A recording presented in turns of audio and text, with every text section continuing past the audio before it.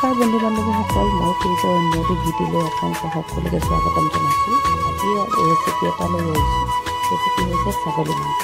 এয়া হ'ল ছাগলী মাংস। ছাগলী মাংস মইনো কেনেকৈ বনাওঁ তাকে অকণমান দেখাওঁ।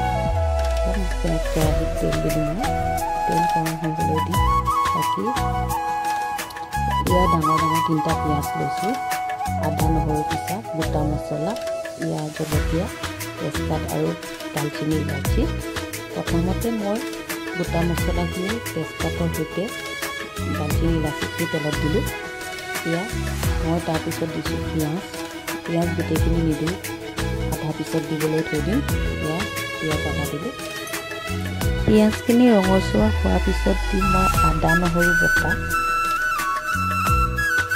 লগতে জলকীয়া,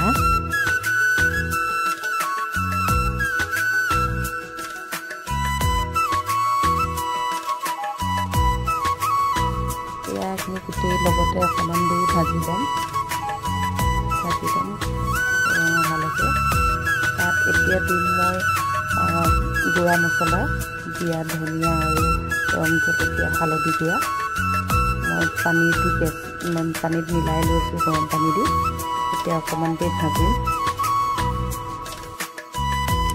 এতিয়া দিম মই বিলাহী,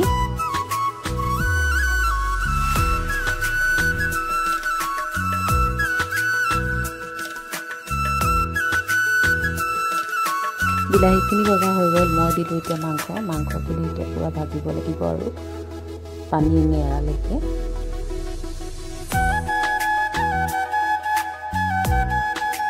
মই অকণমান সময় এতিয়া ঢাকি দিম।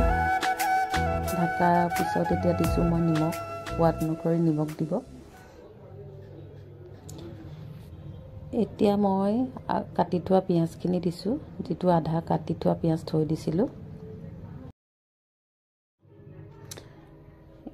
ঢাকি থোৱাৰ পিছত পিঁয়াজ দিয়াৰ পিছত মই দিছোঁ ইয়াৰ আলু আমাৰ মেইন নহয় জানো, আলু নিদিলেতো আমাৰ মাংস খাই ভালেই নালাগে। তাই ইয়াৰ দিলোঁ আমাৰ গোটা মছলাখিনি, যিখিনি গোটা মছলা মই পিচি থৈছিলোঁ। যিহেতু ছাগলী মাংসত গোটা মছলা নিদিলে ভাল নালাগে, মই ইফালে পাতি দিলোঁ। ছাগলী মাংসত যিহেতু পোলাও খাই ভাল লাগে, বতৰো ঠাণ্ডা, সেয়া মই পোলাও এইফালে পাতি দিলোঁ। ইয়াৰ দিছোঁ ৰিফাইন তেল আৰু ঘি, এইফালে গৰম হ'ব দিছোঁ। এইফালে লগতে মাংসখিনি চাইছোঁ কেনেকুৱানো হৈছে। মাংস হ'লেই আৰু বেছি সময় নাই।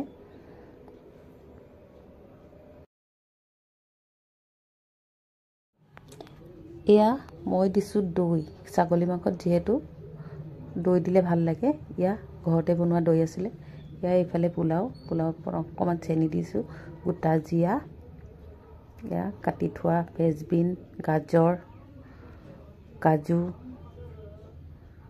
এয়া মই চিম্পুলকৈ বনাইছোঁ, আপোনালোকে কেনেকৈ বনায় ৰেচিপি দিবচোন দেই।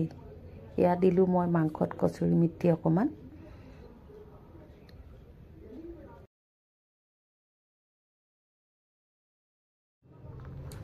চব্জিবোৰ ভজা হৈ গ'ল। এয়া মই দিছোঁ চাউল 3 কাপ লৈছোঁ।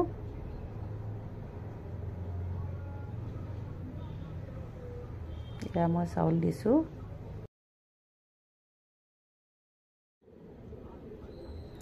এয়া মই ভালকৈ ভাজি লৈছোঁ। ভাজি দি চাউল যিহেতু 3 কাপ আছিলে, পানী সেয়া 3 কাপতকৈ অকণমান বেছি, 2টা চিটি মৰাই দিম। এয়া পোলাও মাংস, খাচী মাংস ৰেডি। এয়া